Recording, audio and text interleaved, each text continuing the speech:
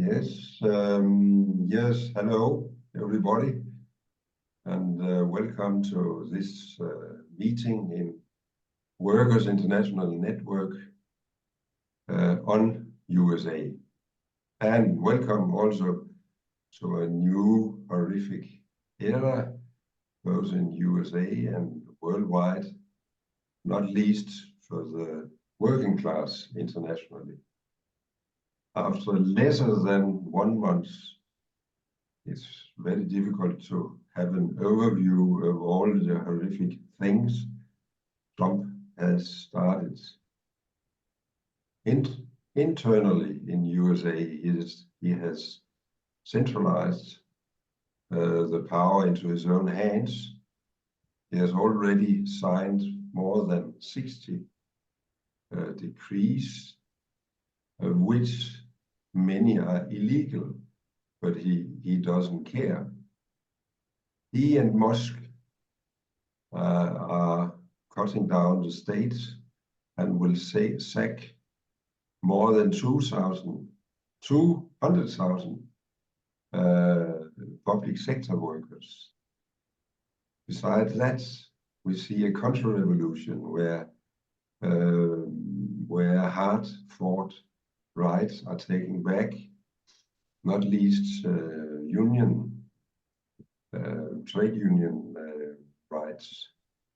And this counter-revolution, Vance is trying to export to Europe for the time being, interfering in the election in Germany.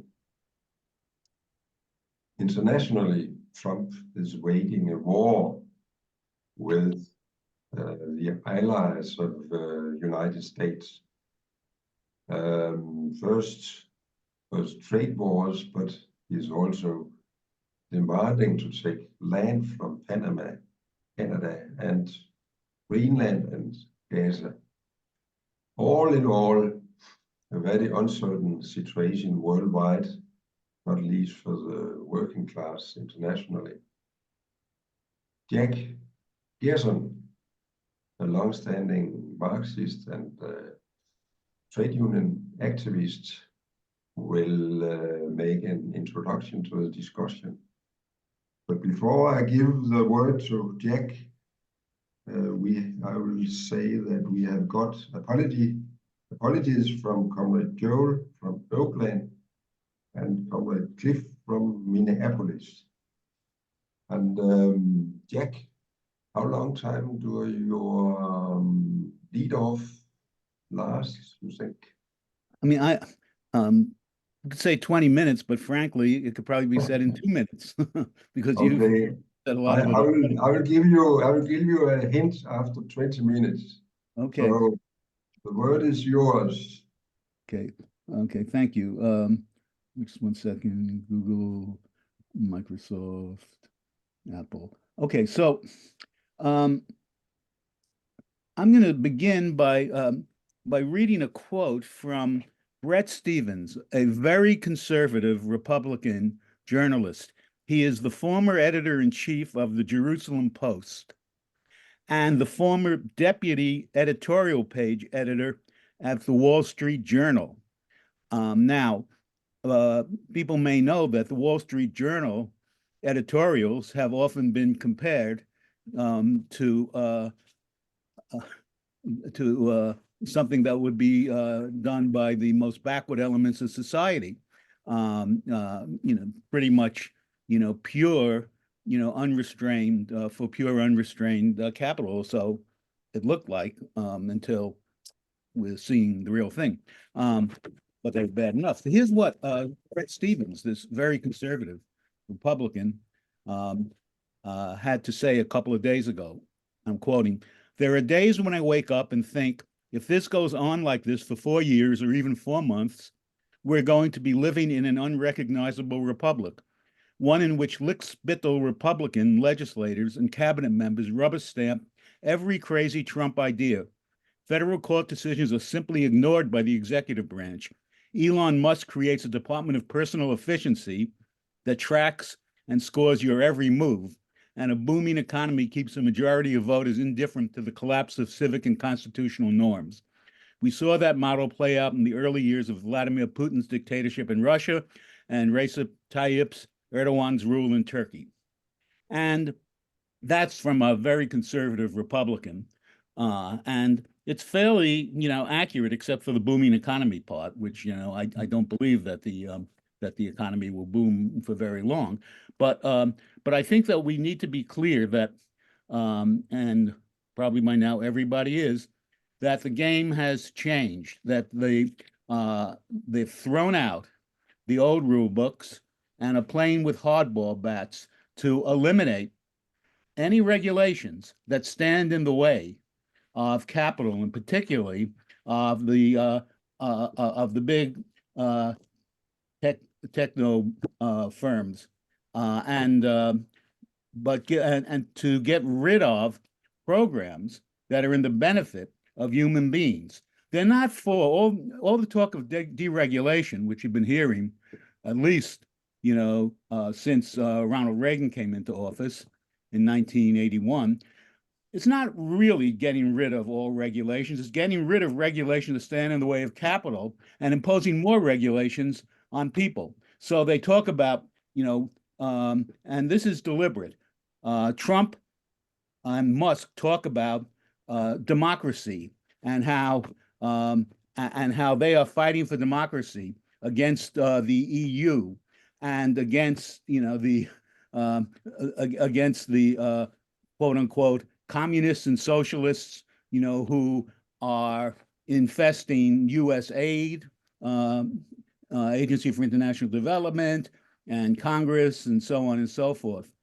But what they do, in fact, as we all know, is the opposite of that: is to lock down and eliminate, democracy. Now, this is true about in every area, pretty much, where they appeal on one basis to undercut the other. So, and there are obvious examples. We all know Trump said that on day one he would bring down grocery prices and fuel prices and end the war in Gaza and end the war in Ukraine. Well, this is day 28, and in terms of ending those wars, we can see, we don't know exactly what the shape of the deal will be in Ukraine, but it will not be good. But we know what he has in mind for Gaza, which is he would like to turn it into a Mediterranean, a Mediterranean Riviera resort in the Near East. And that's not new. That was his son-in-law, Jared Kushner, had proposed that years ago, 2 years ago or so. No one took that seriously. In fact, Trump has been advertising this for some time, and for that matter, sections of the bourgeoisie have been talking about implementing something like this off and on for some time. If we go back, and I'm not going to have time to go into, even if I could do a decent job, which I'm not sure I could, on the whole economic and social background of the past half century or more. But people might remember that in 1975, New York City was forced to default. It was in debt. The banks refused, to renegotiate the loans to the city. They appealed to the U.S. government. Gerald Ford was the president then, and William Simon, the Secretary of Treasury, for a bridge loan to tide them over for a year. Ford refused. The New York Daily News headline was "Ford to City, Drop Dead." And William Simon said directly, "We're going to teach this city a lesson so that no other city ever tries to go where this one did." What did that mean? It meant we are going to try to break the unions, and we are going to demand that they gut social programs. The bankers stepped out from behind their desks to take hands-on control of the city. The Emergency Financial Control Board, the three big names on there were Walter Wriston, the head of Citicorp, now Citibank; David Rockefeller, who probably needs no introduction, but was the president of Chase Manhattan Bank, now part of J.P. Morgan Chase; and Felix Rohatyn, investment banker from the firm Lazard Frères, who was the chairman of what was known as Big Mac, the Municipal Assistance Corporation, and they battered the city, and it looked like much worse was coming, but they managed to pull out of what many of the bourgeois economists believed, and many of us believed they wouldn't pull out of very easily, through the Paul Volcker shock, which almost sent the world into depression, his sharp increase in interest rates. And I'm not going to go further. My point is that they're willing to go here in the past, but that's something which I think is very hard for us to grasp, certainly hard for me to internalize just what it means to have the rules changed now when we've lived for so long, in a certain way where they've been boiling the frog a degree at a time through austerity in the US. There's been privatization and austere cutbacks going on fairly steadily with some ups and downs for really since probably the mid 1978, the second part of Jimmy Carter's term, but certainly since Bill Clinton's second term, where he gutted, he basically imposed, went along directly and helped accelerate the privatization program. So in the U.S., you have, the last I checked, you had thousands of municipalities who were collectively, I think, a couple of $1 trillion in debt. I live in Oakland, California. Oakland had a terrible firestorm in 1991 in the hills, the heavily populated hills in the eastern part of the city. Oakland is badly in debt and has closed fire stations in the hills. It's closed, I believe, 6 now. That is, as everyone knows, and the firefighters say all the time, inviting a catastrophe to occur again now this just happened in Southern California where the Los Angeles region burned. And so these programs are being cut. That's just one example. There are many in terms, I was a teacher. The education has been privatized, schools shut down. In 2003, the Oakland Unified School District had over 50,000 students. It has fewer than 35,000 now, much of that through privatization, charter schools, school closures, program closures, and so on. So these kind of cuts, to programs are nothing new, but now this is done now wholesale to everything and to everybody. And things are moving very rapidly. In terms of giving an overview, well, who knows, exactly what's going to happen in the next day or two. Last night, I believe, Trump, for example, said that he made a statement, I think paraphrasing something Napoleon said, which is that essentially he knows what's best, and so the law doesn't apply to him. So, maybe the best thing to do is to go over something which I wrote to Roger about a week ago. I felt that what I had sent as a description of the talk was inadequate because things were moving so fast, and try to to just kind of outline broad lines of what's going on. So I wrote, what's clear is this: Trump is a performance artist who acts like a buffoon, but is far more dangerous than that. Now, I took Trump for a buffoon, and so did many people. And you will still see some talk in some media and some columnists and some quote unquote progressive media outlets like MSNBC and some of the late night hosts in the US, popular ones like Jimmy Kimmel, that and Stephen Colbert about, this guy's a bozo, or he's just being manipulated by Musk. This is performance art. He is distracting. And so is Musk. Musk jumps around, the stage, and for effect. They want you to follow these antics while they hammer us. So Trump proceeds, and this I felt for a while, he proceeds like an absolute monarch. He clearly believes that he is above the law, or rather, his word is law, and he's beholden to no other. I thought for a while, even a week, 10 days ago, well, this guy and Musk, well, maybe he's the Wizard of Oz, whose histrionics and pyrotechnics aim to strike fear into opponents and potential opponents to conceal that he lacks the authority to carry out his threats. So I do believe that that they are trying to stampede people, into frighten people enough so that they will go along. But I don't believe it's just the Wizard of Oz behind a curtain, and you draw away the curtain and you see this, this little powerless guy. Unfortunately, Trump, is not a personal coward, we found out after he was shot and stood up.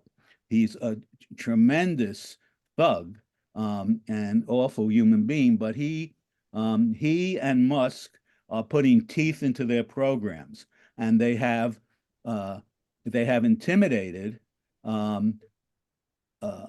either intimidated or convinced or collected a bunch of very weak people in Congress who are going along with them. They have control of both houses of Congress. They have control of much of the judiciary. Many people believe that are still following the judicial decisions and hoping that the courts will put a stop to this.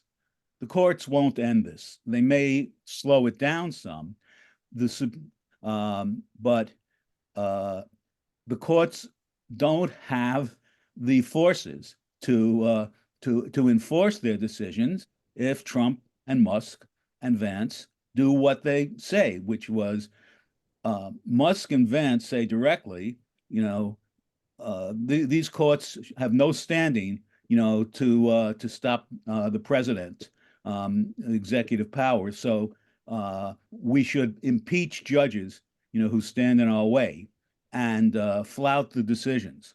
Trump has said, well, I'll obey the decisions, but Trump is a notorious liar. And he will say that when there's pushback against Musk and Vance. When push comes to shove, I expect the Supreme Court decisions will largely go in their favor with some cosmetics to pretend that there's still some power there, but they may not go at all. But whatever happens, I'm pretty sure that those decisions will be flouted, and that Trump will continue to push forward as far as he can, unless there are forces that force him back. And when he is forced to retreat a few steps, he doesn't back up all the way. He kind of moves to the side and then comes back, as he's done with tariffs, for example.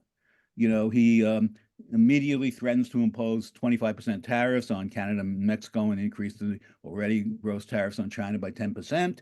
Then he backs off. Now he's coming back with 25% tariffs on steel and aluminum for everybody, for example.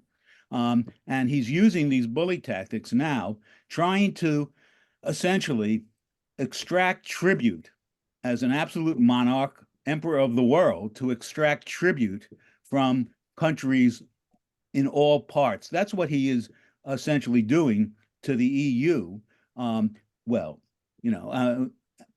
Ralph already, went over some, demanding Canada be the 51st state. He wants the Northwest Passage and more access to the, to the minerals and routes and strategic value of the Arctic region. He wants the Panama Canal. He wants at least the Gaza coast, and is not advocating directly ethnic cleansing of all Palestinians.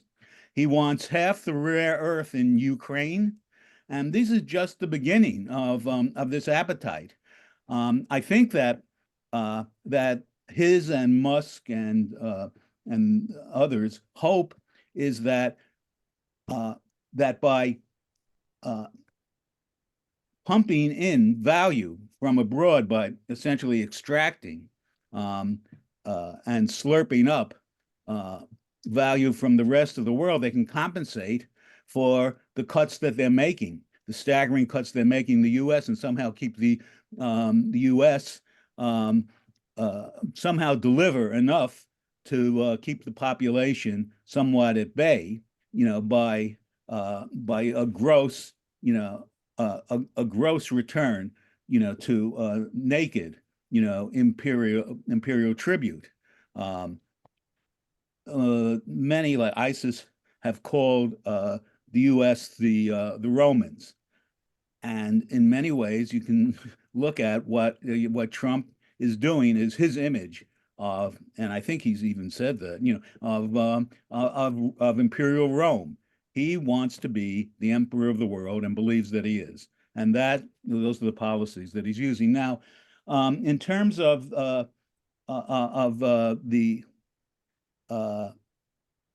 well, I think that the vision is one of returning to a laissez-faire capitalism, his image of the Gilded Age, but combined with horrific state surveillance enabled by new technology, especially artificial intelligence.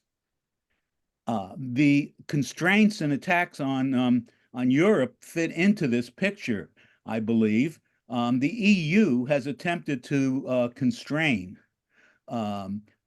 Google, Apple, Microsoft, Meta, that's Facebook, and others with antitrust regulation. I'm not sure what's just up on my screen. Can people hear me? Yes. Okay. So with antitrust regulation against these giant technological firms, and now in particular want to have regulations against the potential horrific consequences of runaway, uncontrolled artificial intelligence. And it's no accident that Musk and Vance have hammered directly the EU that you must drop those regulations.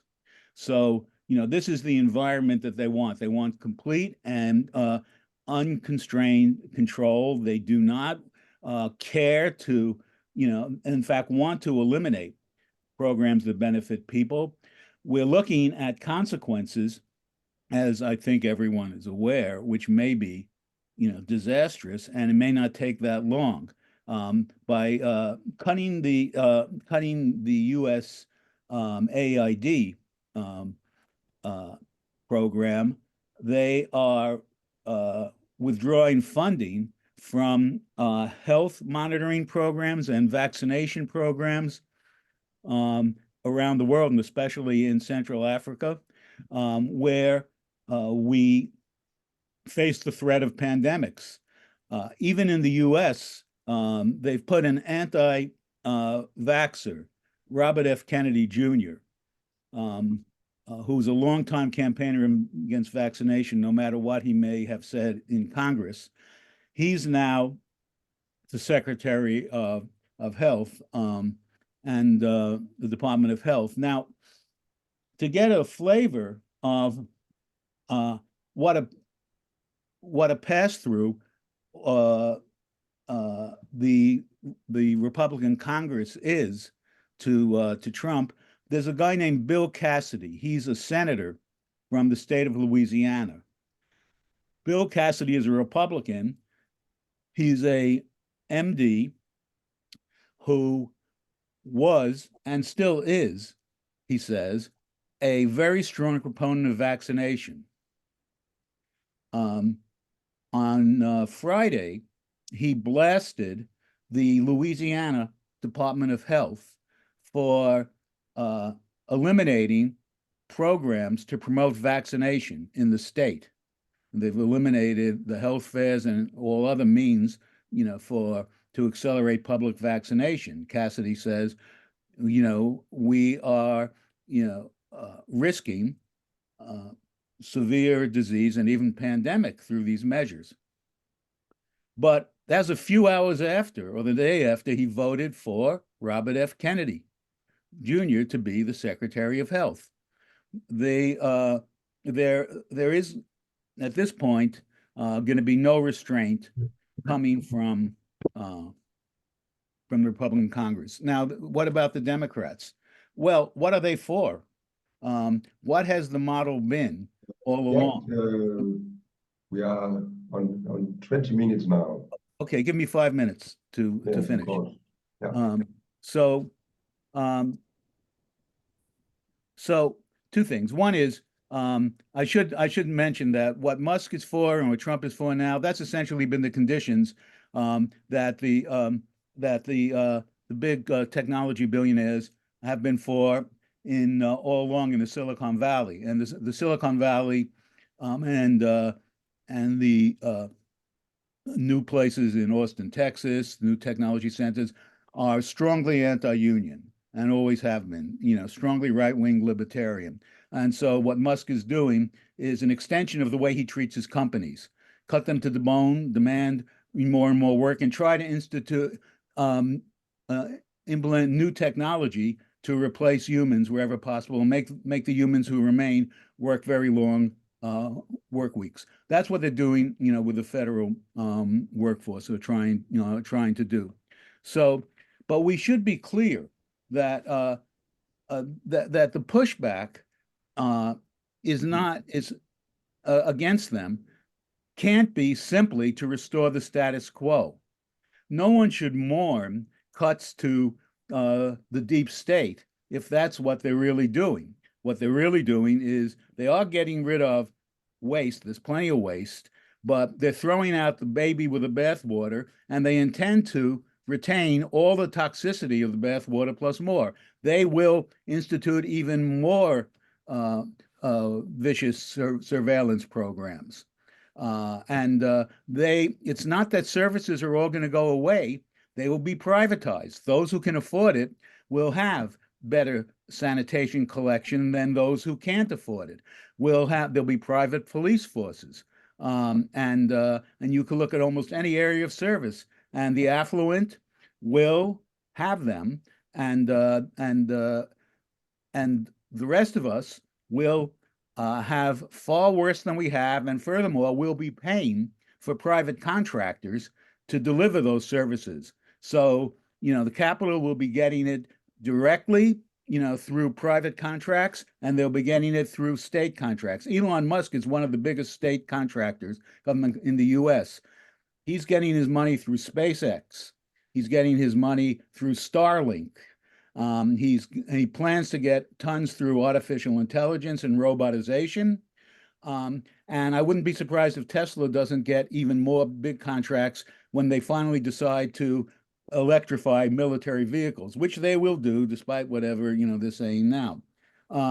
But how much damage will be done to the world, to the environment, and to people in the next year or so? Because hopefully, there will be mass pushback against it, and we can hope, that this will be pushed back. What form, will that take? Well, I don't have a crystal ball. I'm no longer an activist. I'm not going to, it'd be presumptuous for me to say more than to look back at Occupy in 2011, 2012, which seemed to come from nowhere, but didn't just come from nowhere. We can go into that, but certainly was a huge, almost spontaneous uprising, to the red state teacher strikes in 2019, where in West Virginia, Kentucky, Arizona, Oklahoma, and one or two other states, which came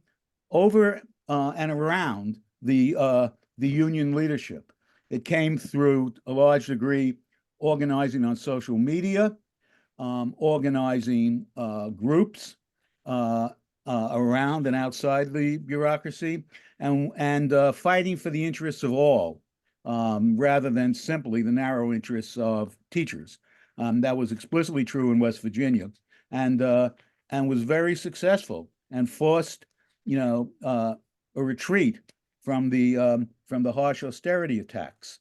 Unfortunately, as would be expected, the union leadership, nationally and statewide, stepped in to constrain, to say slow down and restrain and collaborate and basically put the uprisings back. But people learned through those struggles, and the people who were in those struggles, those are only 5 or 6 years ago. And we can expect some lessons. In West Virginia, the government tried to shut down an office of one of the federal offices there that the town was dependent on, and the whole town exploded. This happened only in the past week. There are demonstrations now that are beginning all around. My own feeling is that there will need to be some forms, organized or not, that combine labor and community into groupings that work both inside and outside, because it's labor is now barely 10% of the workforce in the U.S. And these attacks, the vicious attacks on immigrants and so on the environment, are affecting everyone. So hopefully that will occur. Hopefully we will have a different model rather than going back to saying to the old status quo, which was unacceptable. We'll be talking about the need to provide decent jobs for everyone, not to put people back, into redundant jobs, but to jobs that are meaningful, divide all work up. I don't have to tell people about, about those demands, but I think things like that, and make that work into making the world a better place, cleaning up the environment, dealing with climate change. For example, in the U.S., a desperate need for high-speed rail and other such, and against profitability. So the need, as happened in Occupy back in 2011-12, where the system was directly challenged, the system has to die. Well, I think that we're talking about the need to start at least raising the notion of what's really needed more forcefully. And I think people will be looking for that, because Trump's base will erode, not all of it. He's going to have a hardcore, but he's going after programs that are very much needed by his base. They're cutting the Veterans Affairs programs. Those directly benefit veterans who make up a considerable part of his base. How much, and we can go through other programs where he's doing the same to people. Sooner or later, and hopefully it's sooner, these will come into effect.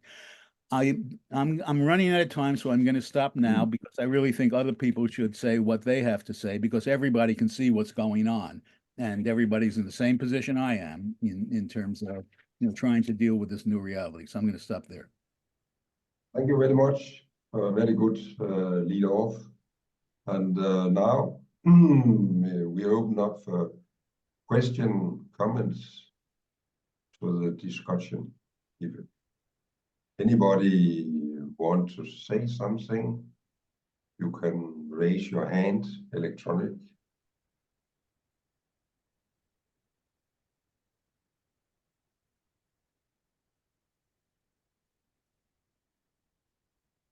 Yeah, Bill. Yes, let me turn my image on here. My name's Bill Walterson. I'm an old friend and comrade of Jackson. We've been through many struggles together and worked in public education together in the union movement and on and on. This is what it was meant to be, as baffling to so many people, of the shock and awe approach. And by the way, it reflects the view that Trump gained from his mentor, Roy Cohn, which is based simply attack, attack, attack. But as Jack said, there are certain things that are on the domestic level that will cause major contradictions, not the least of which is what he's trying to do around immigration. Number one, because there's already extensive networks throughout the country to resist this. One can look back to the big marches and battles around the Sensenbrenner bill. And number two is people like David Bacon have shown the limits of this, not just in the agricultural sector, but elsewhere, will come to the fore soon. So I think Trump is trying to score some points early on. It'll be interesting to see if his deportation rate exceeds that of Barack Obama, who, as of now, has the record. But my question, I guess, we could discuss some of these domestic things at length and whether this is Bonapartism and so forth. But I guess what I'd like to reflect on is, what does this mean for U.S. imperialism and declining hegemony? And AID is a classic case. It was created, I believe, in the Kennedy years as a way to show the alternative that the U.S. could present to the Soviet-backed and Cuban-backed, especially, efforts at solidarity. And, obviously the tariff, obviously the tensions with EU, obviously this, it's hard to even call a land grab, a real estate grab that he is advocating. And by the way, the idea of a growing tourist industry in Israel-Palestine goes back to the Clinton years when they were pushing. Well, that was in the West Bank, not Gaza. But how would this strengthen imperialism, even if U.S. imperialism, even if it enriches, certain key sectors like the tech sector? And that to me is not clear. I'm not saying it'll halt this right away, but the corrosive effect of this, it seems to me, in an already declining state of U.S. power, not to say it's down and out and its economic impact is so great, but what will this mean, in the longer run for geopolitics? Obviously the great age of free trade, has come something to an end, but where is this going? I mean, I'm not expecting an exact answer. I'm just posing the question. I'll stop there. Thank you very much. And then Charles. Okay, good morning, everybody. I'm glad to see Jack and Bill, who I've known for years. Unfortunately, it's just such a small circle of folks that we all end up here, and we'd like to see a lot more comrades from around the country and world in this discussion. And I open up and I see people I've known for ultimately decades. Just a few things. And I agree with most of what Jack said. I'm not going to pick at bones. Are we at Bonapartism or at fascism? Obviously, we have a whole lot of fascists running around. Can they carry out a fascist program and turn this into a fascist state? I'm sure it feels that way for folks that are being rounded up. In terms of the response on the ground, some of us are obviously no longer at work and no longer have a base to organize from, but coming back from training I did a week ago, I saw a whole crowd, about 400 or 500 youth, middle school, out in Concord, and folks who live here know where that is, and I posted that, and they were multiracial crowd fighting for the rights of immigrants, because they're children of immigrants, and it's not just in Concord. This is probably in many other cities that aren't being reported on, and somebody reposted that with a bigger video than than my observation. And that's without a whole bunch of small socialist groups organizing out in the hinterland. This is this is spontaneous young people coming together and applying the lessons of I mean, what comes naturally? We fight to defend ourselves and our family.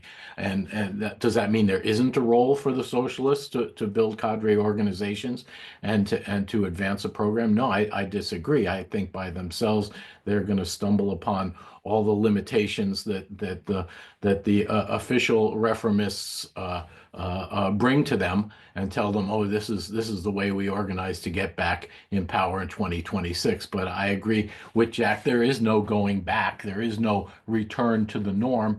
And to expand on it, it's not just to accumulate from abroad. It's because the United States manufacturing isn't going to come back.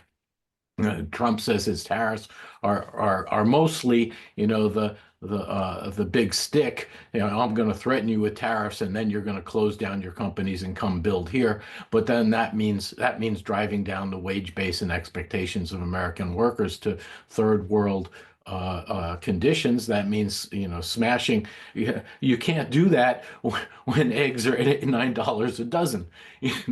And so this is a big attack on the working class here and abroad. What hasn't been raised, and I've raised in the last two meetings, I think it's still germane, is the international context of the manufacturing base moving to the global south and to the biggest manufacturing power, where the biggest amount of proletariat is in the world, is China, and the emergence of Chinese imperialism, and not just the decline of U.S. imperialism as the hegemonistic power out of the blue, but in an inter-imperialist competition. And that's what I've raised before. I raise it again, because this is the world we're living in, and this is what we have to prepare the American workers for. Whereas Trump is trying to drive a wedge between Russia and China and keep his battle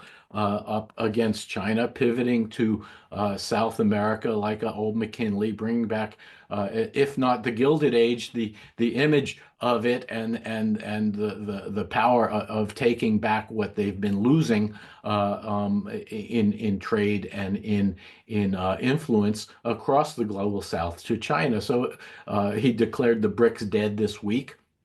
The BRICS are far from dead, but the BRICS are basically the dependent nations trying to navigate between the competing imperialist powers. And so I think there is a role for socialist opposition, for building a mass workers party on a transitional program in the United States, and fighting for a new international.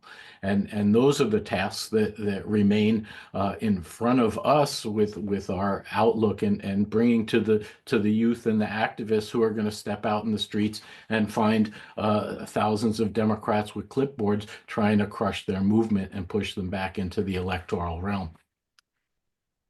Stop there. Yes, thank you very much. And then Matthew.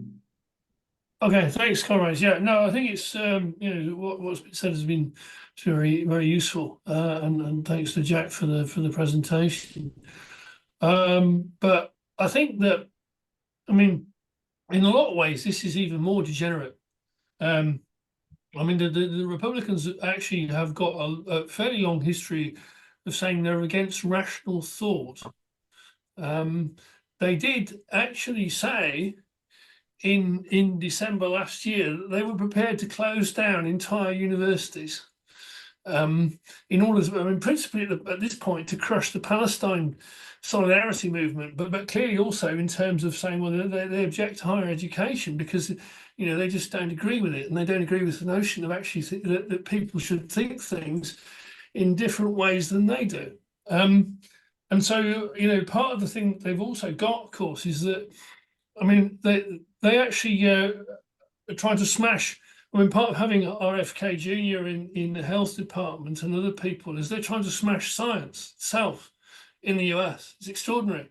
they altered the nature of funding to science, and the US obviously is the biggest funder of science in the world.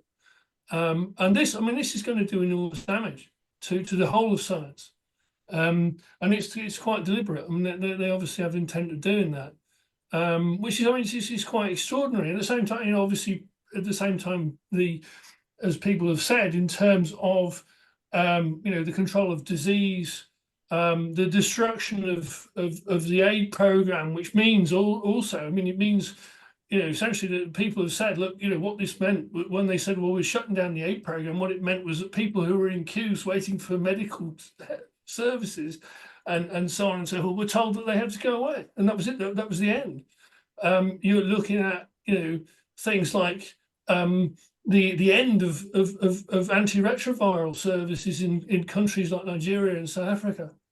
On a world scale, it's going to be huge in terms of the impact across the whole piece.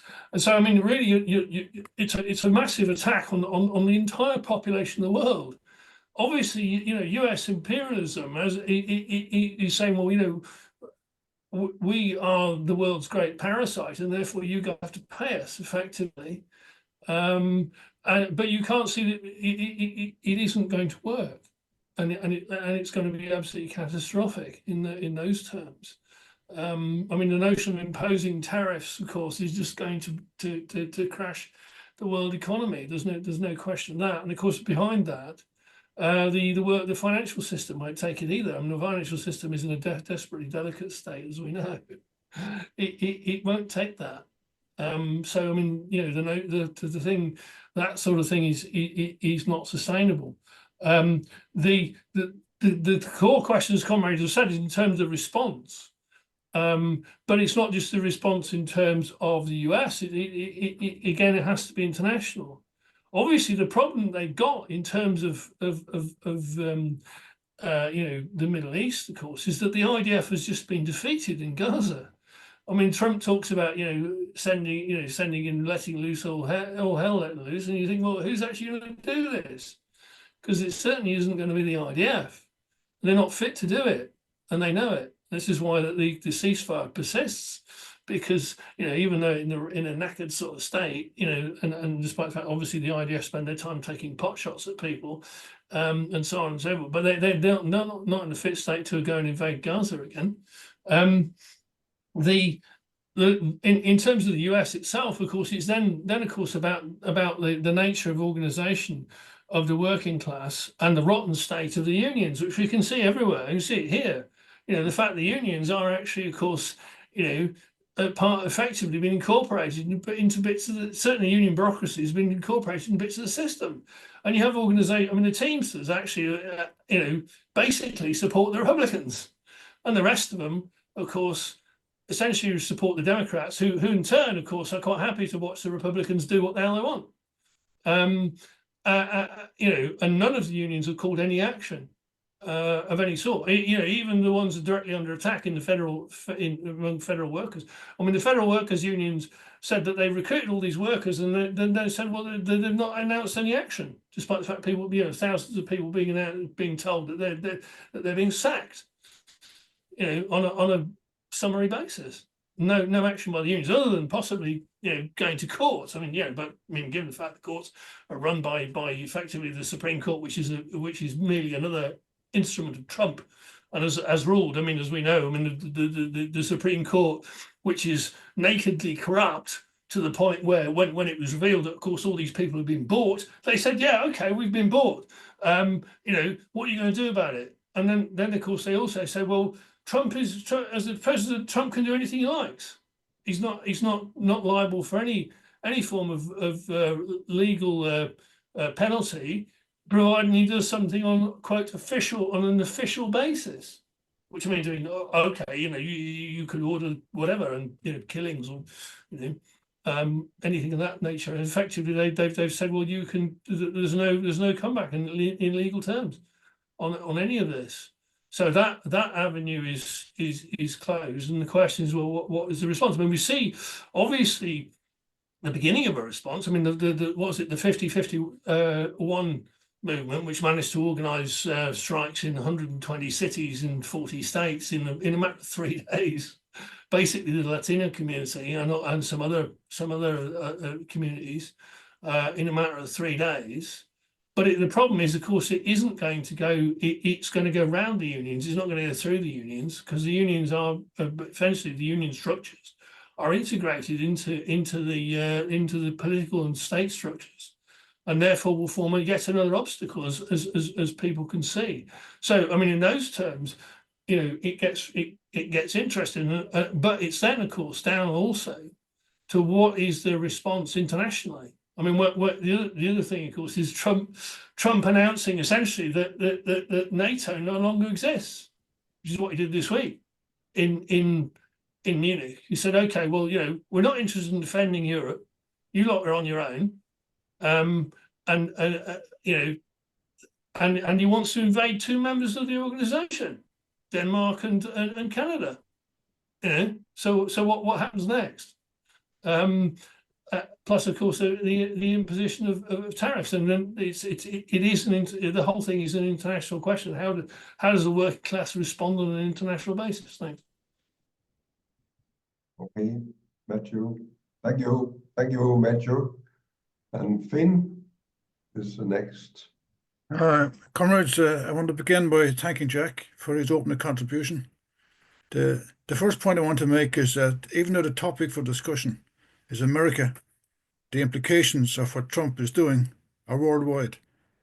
There was a conference held recently in Madrid, to which were invited the right-wing leaders from a range of countries: France, Hungary, Italy, Spain, Netherlands, and others.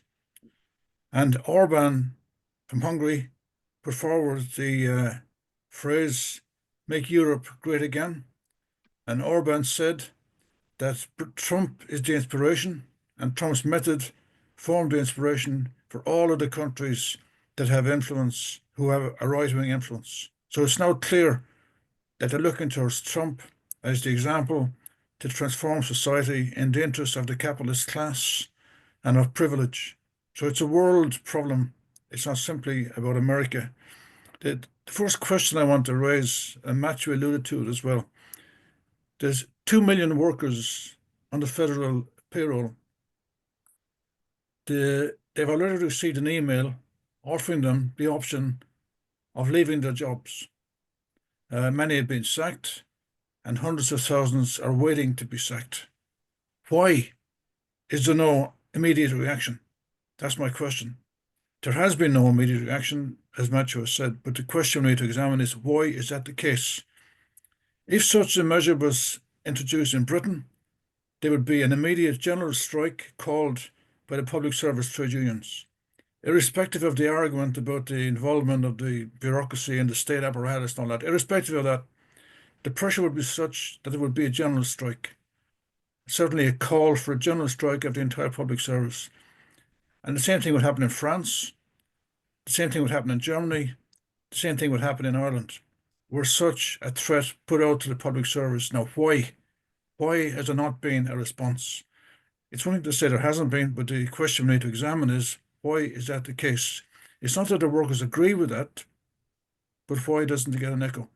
And we can't either go back to the notion of the low level of union organization or union density in America.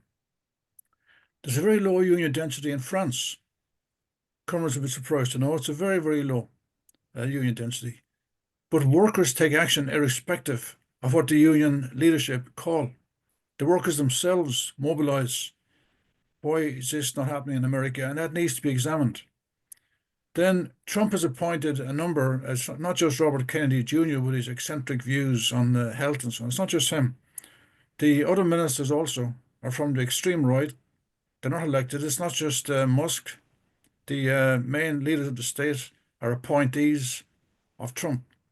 Why is there no campaigns developing already or spoken about around the issues of education, where the new Secretary of Education has spoken about the necessity to privatize the remaining public involvement in education?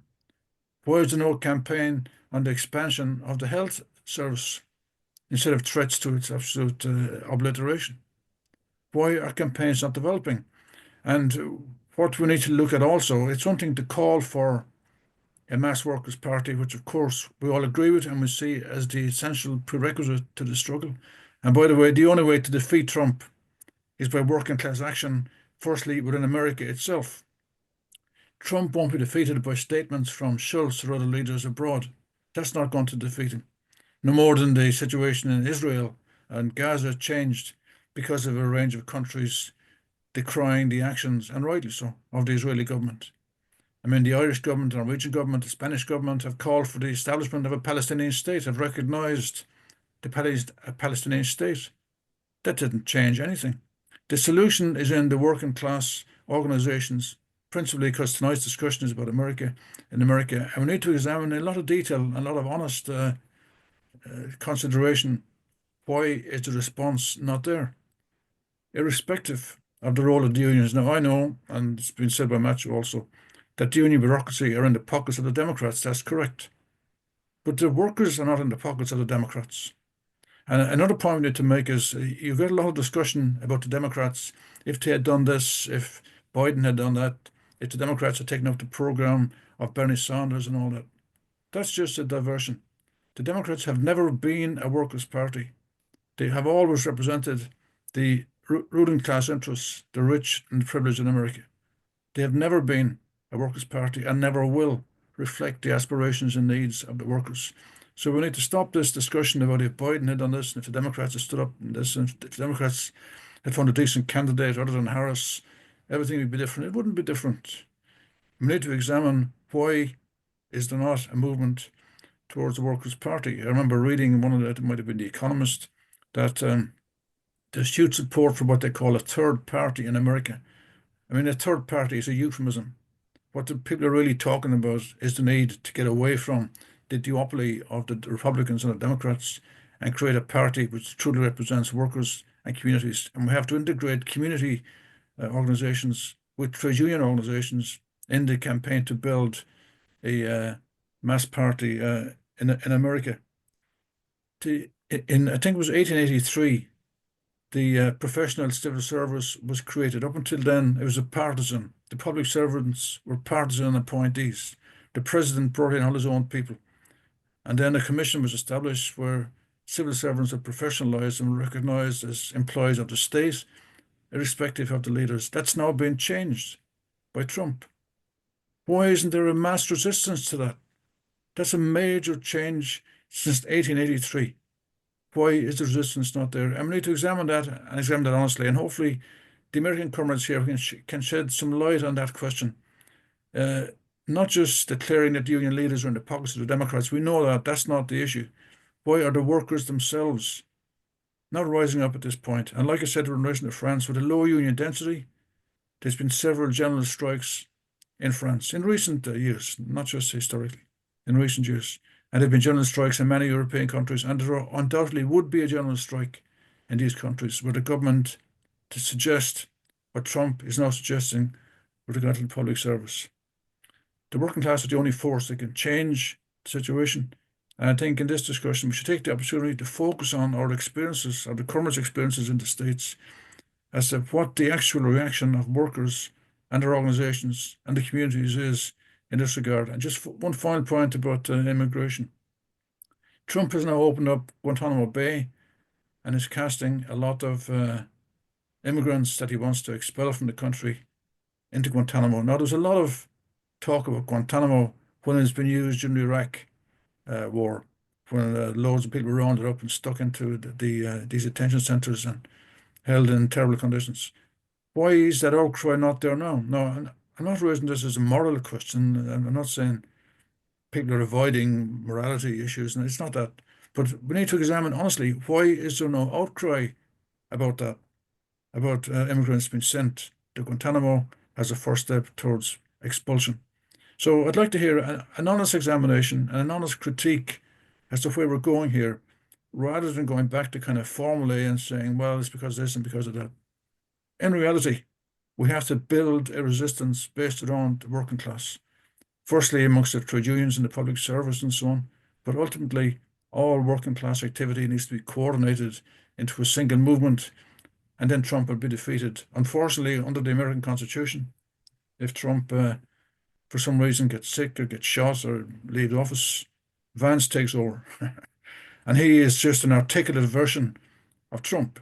I mean, apart from Trump's clever use of the media and manipulation and seeing himself as center of the universe, I mean, all this is just eccentricity and psychological stuff. Vance is an articulate right-wing leader who puts flesh and, if you can use the expression in the widest sense, intellectual endeavor behind what Trump is actually doing. Trump is very limited vocabulary, perhaps a dozen words like bad, good, horrible. Like he can't articulate ideas, but of course Vance can. And Vance is a big danger.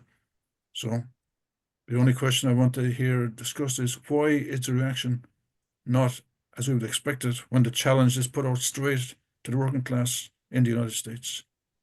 Thanks, comrades. Thank you, Finn. Jack, is it a short Well, comment, or were you I want to reply to what Finn said, but Roger's had his hand up for some time, and Yes. so you probably speak first.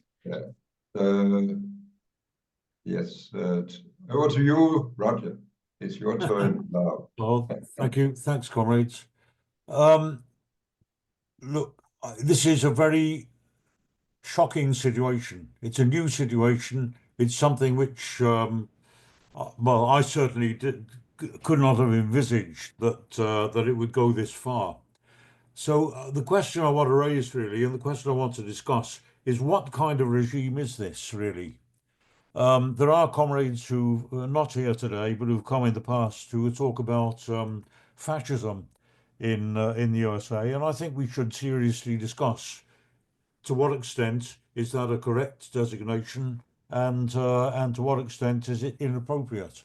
And I mean, I would say, look, from his first day in office, Trump has obviously dramatically broken with 80 years of the tradition of the kind of bogus liberal democracy. Quite dramatically, he released hundreds of far-right thugs from the Capitol riots 4 years ago. He shut down entire government agencies. He demanded the resignations, as comrades have said, of over 2 million government employees. I think 65,000 have already accepted the minuscule bribe of 8 months' pay in order to give up their livelihood. He's planned the mass deportation of 12 million migrant workers, and as comrades have said, started building a new concentration camp in Guantanamo to incarcerate 30,000 immigrants. Now, these aren't mere tactical shifts of policy that you'd expect of a change of government. I think it's not wrong to say that this is a coup. And already Trump had packed the Supreme Court with his hand-picked stooges, and the administration will simply ignore any lower-level judges that dare to question it. And this is only the beginning.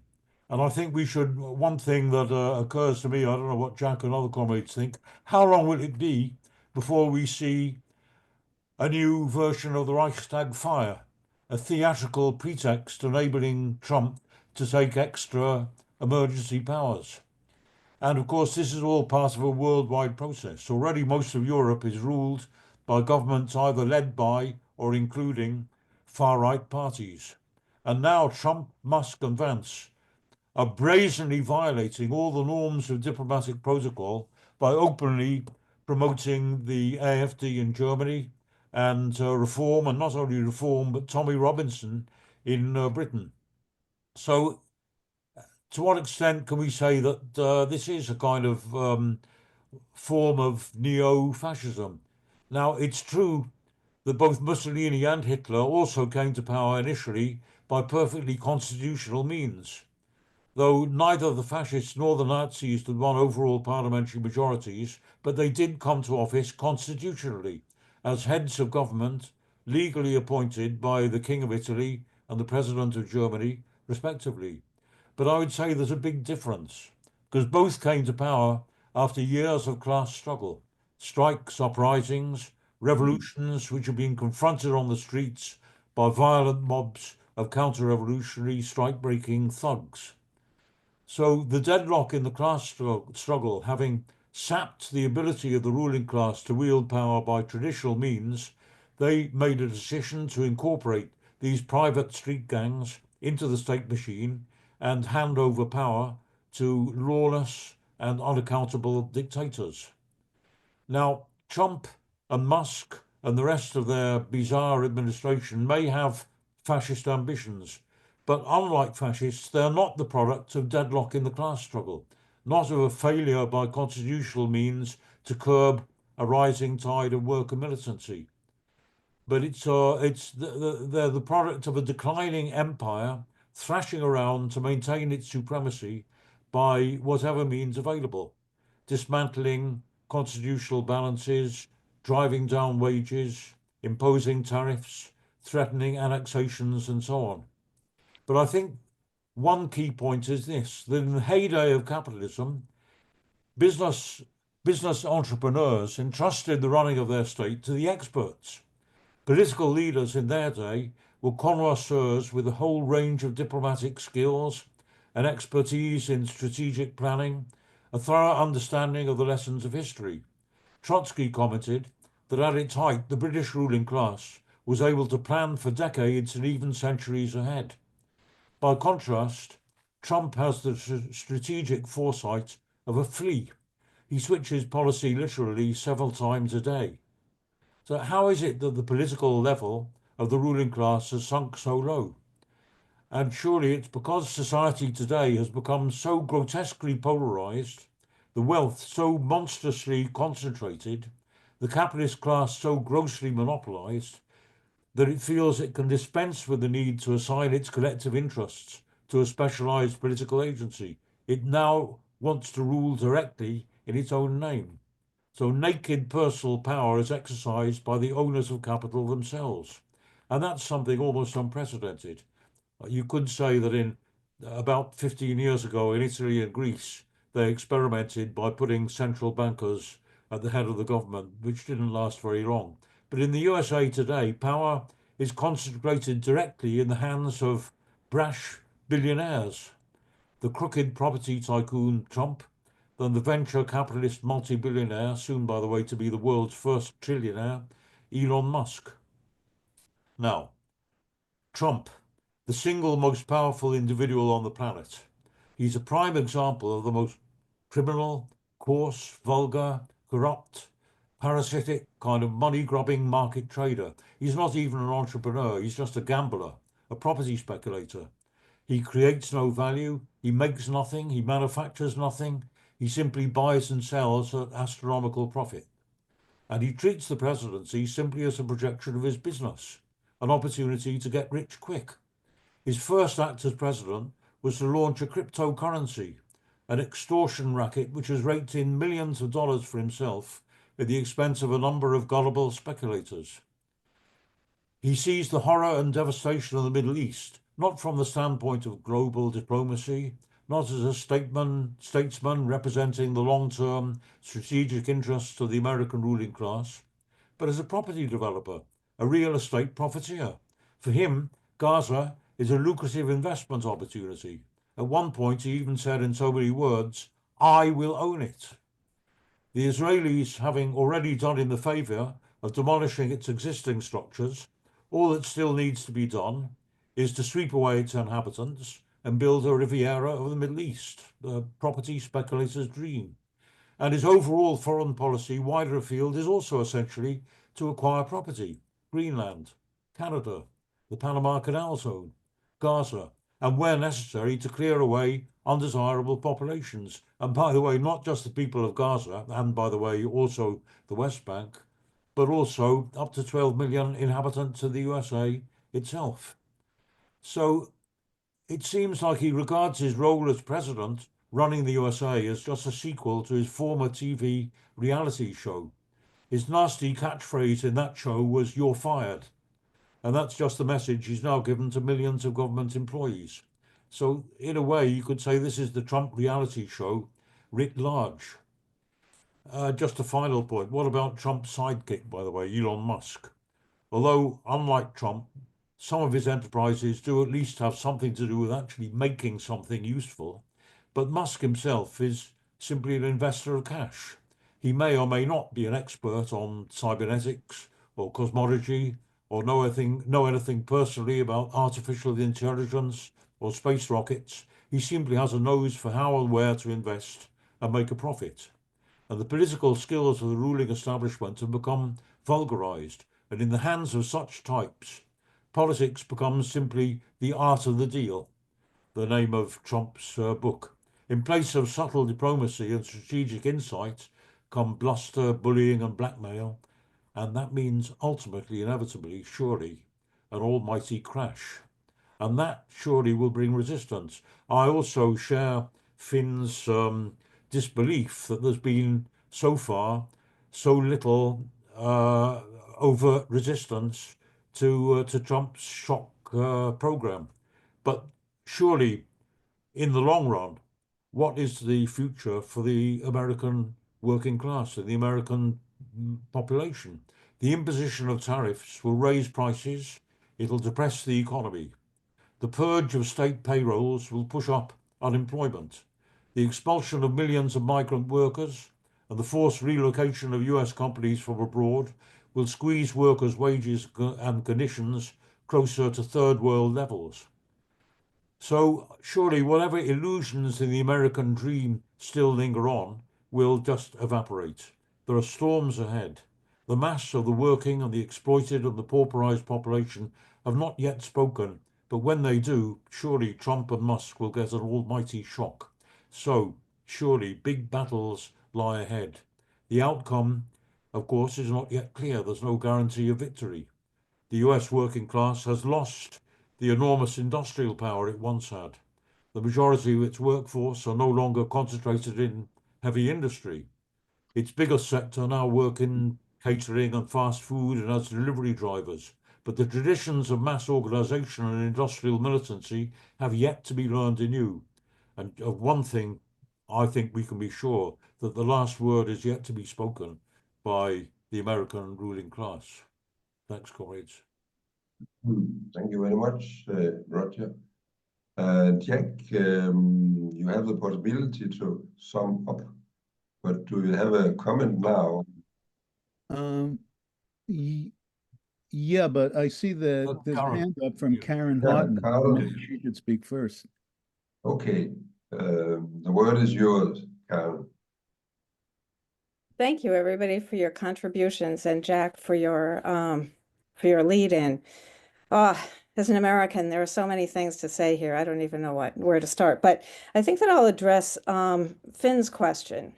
I think that part of the reason why there isn't an uprising, which I also find absolutely shocking from so many different areas, not just the federal workers being let go, but universities that are going to be destroyed, really. If we get rid of the Department of Education, we won't have they're trying to get rid of many student loans and things for students who can't go to school without those. And even if they don't get rid of them, people will be concerned that they won't be able to finish their education, so they won't go to the schools. I teach at a university that is probably most of the students receive federal aid.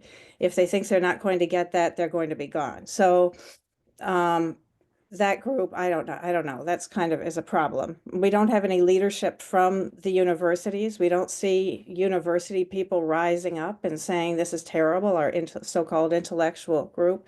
And this to me is astounding. I think that part of it is that the American public is so used to, or the American worker is so used to taking the scraps and being told that they should be grateful for them. Yeah, sure, you don't work your 40 hours a week, you work 35 and you don't have benefits, but at least you get the 35. You have something. And I think that we do not have a culture of protest anymore, which is terrible. I think that we have a culture where people lack agency, or they have ceded their agency. If you look on social media comments, it's all, will somebody do something? Will somebody do something? Find out bloody. And very few of us, I mean, there are more and more. I mean, I put spend too much time putting comments on social media. But few of us say, yeah, do something, rise up. We need a revolution. This is a coup. We need to do something. We need to do something, not look elsewhere for someone else to do something. I think that the federal employee situation was so sudden and people are in such disarray. Many of them with that lose their place where they had solidarity. They don't go to a job anymore and see those people who they knew as a job within their job. They may not even know those people's email addresses anymore. My brother is in the development field and he has a friend who is in USAID. And I said, so what happened with your friend? He said, I don't know. I have to find their address. I don't have it. So they've been divided that way. So they've been divided physically and pushed out of places where people might gather and organize.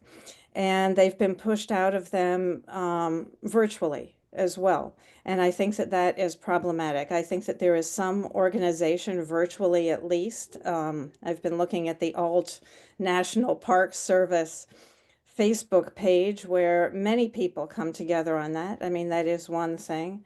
But I also think that people are afraid. They're afraid that, if they do speak out, they will lose the little that they have. And the little that they have means that they then can't pay their mortgage and they can't feed their children or whatever.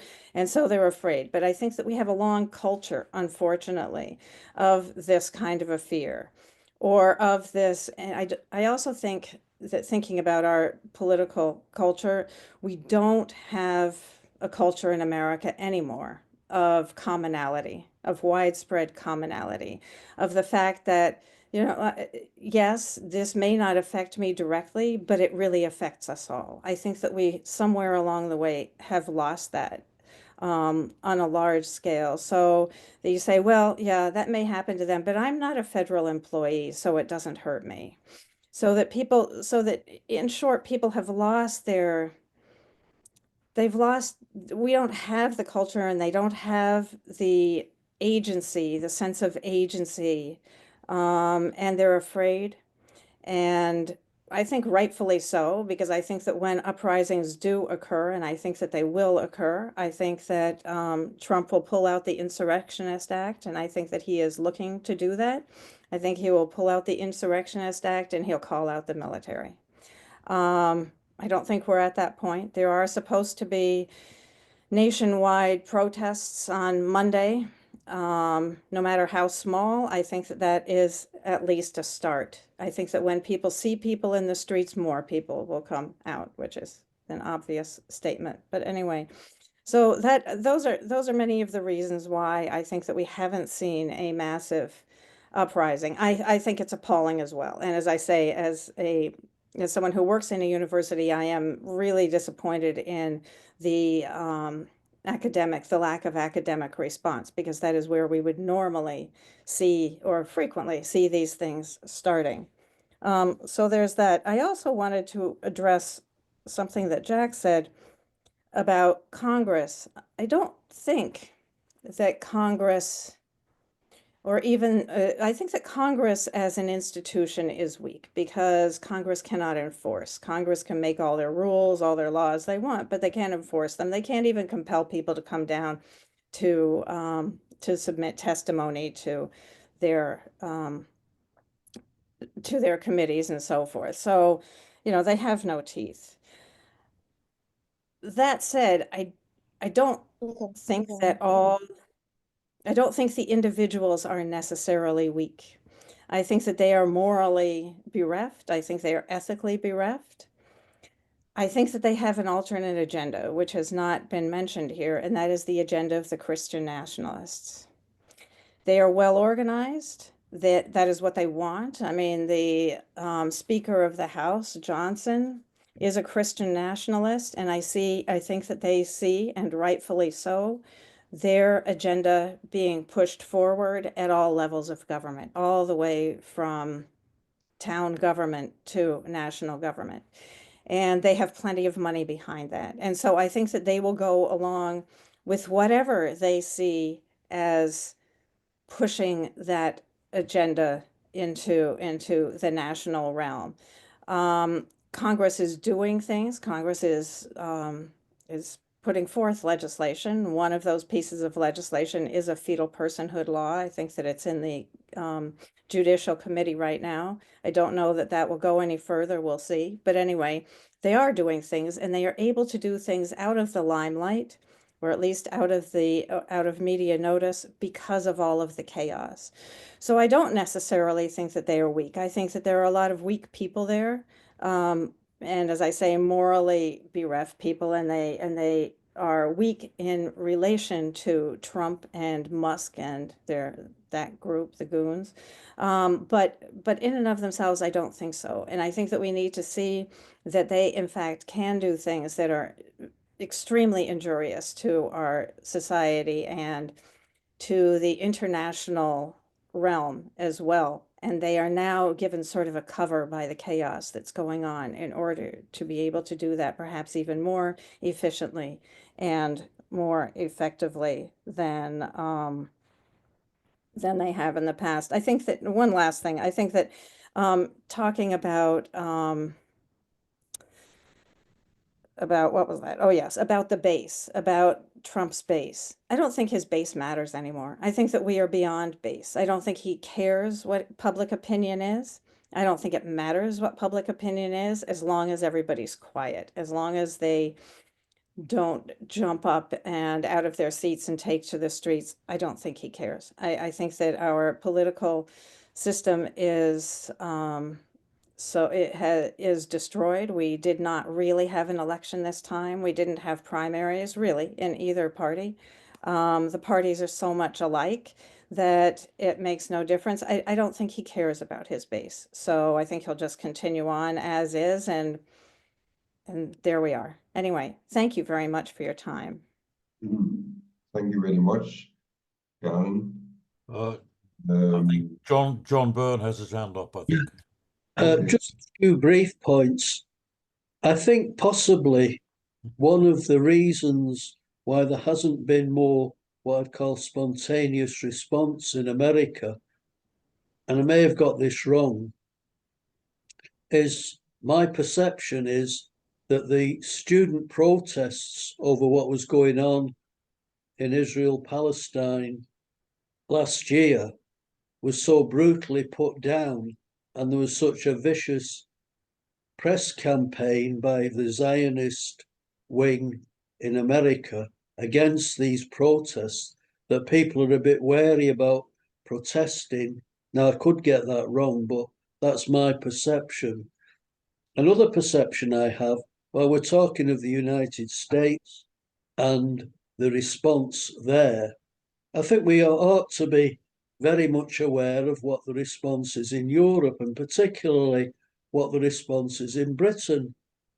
There was a recent conference on artificial intelligence that put out a statement, and the two countries that declined to support the statement were America and Britain. And I think, quite bluntly, as far as Britain's concerned, that Starmer is sitting on the fence, hoping, probably against hope, that America will not, if you like, put its attention towards Britain. But I think if it does, then my feeling is that in Britain, the political leadership will act exactly the way that the American political leadership, and I'm thinking here of the Democrats, reacted, that they'll say, oh, this is all terrible, and do nothing about it. And I think we could be in that sort of position in Europe. There's a conference called, I think, for tomorrow, I think it's by Mitterrand, or whatever his name is, in France, of European leaders to respond to what I think was an absolutely diabolical lecture by Vance at the recent European Security Conference. But I just feel myself that in Britain, and in Europe, there will be a pushback, but it will not be, if you like, supported by the political or trade union leaders. So we're going to have a fight on our hands. And I think throughout the world, there will be that sort of thing. This idea that you can get somebody who can just decide on cutting up all the regulations that you've got next week in Riyadh in Saudi Arabia. You've got a peace conference to do with Ukraine. And who's invited to that peace conference? Russia and America. Ukraine isn't invited, nobody else is invited. So I think I wouldn't be at all surprised. And it's difficult to know where, if you like, Trump would draw the line. But I wouldn't be at all surprised if Putin felt that he had the go-ahead to do some sort of incursion into one of the Baltic states on the pretext that Russian nationals or Russian speakers in that state were being persecuted. And perhaps that's been over the top. But I just feel myself that Trump thinks he can rip up every agreement, trade treaty, and all the rest of it. And I think in Britain, and in Europe, we have a job on our hands to make sure that the response here is not, the same as in America. But I think in America, there will be a spontaneity. One of the speakers, and I'll finish on this, mentioned that spontaneous thing. I think he said it was in Concord, of the school students. And I think the school students have not been involved in defeats and machinations. And their spontaneous response was to oppose what Trump was doing. And the speaker indicated that it's probably to do with his deportation of immigrants. I'll leave it at that, comrades. Thank you very much. I don't see more hands. So if there's nobody more who want to speak, well, Bill, you. Yeah, Jack. Bill spoke after me, so I would What? like to. Bill spoke already, and after I spoke, I'd like to say something. Okay. But Jack, I expect you are going to sum up afterwards. Yeah, I guess. Yeah. Okay, If if you you want, like, Bill, anyway. go ahead, Bill. I would support Jack speaking next to kind of round it up and then maybe move into a second round before Yeah, Jack go to a sum up, because there's so much that's been raised, and that's really the tradition of workers' democracy. Before we take a second round, I would Right. support Jack speaking. Okay. Yeah, that's the way we tend to do it. You have the words, Jack. Okay, so I want to begin with Finn's question about why there hasn't been a mass response. That's not a new question about the U.S. That's an old question. Why has there been no independent party of the working class in the U.S.? You can read what Leon Trotsky had to say about that in his discussions on the Labor Party in the U.S. in 1938, I believe.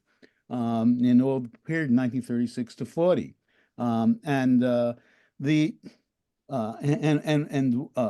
after various predictions on his part, he also said the U.S. working class will be punished for its pragmatism. The U.S. The tremendous explosions have occurred. They haven't taken a form of throwing up a political party. An economic, political, social party of the working class. Why is that? Well, there's been a lot of speculation on it, but we come out of a very different tradition. I think people should, and I've raised this various times, think about what's happened when people who've been extremely successful as mass leaders elsewhere have come to the U.S. and have not been able to replicate what they've been able to do internationally. Think of John Throne, for example.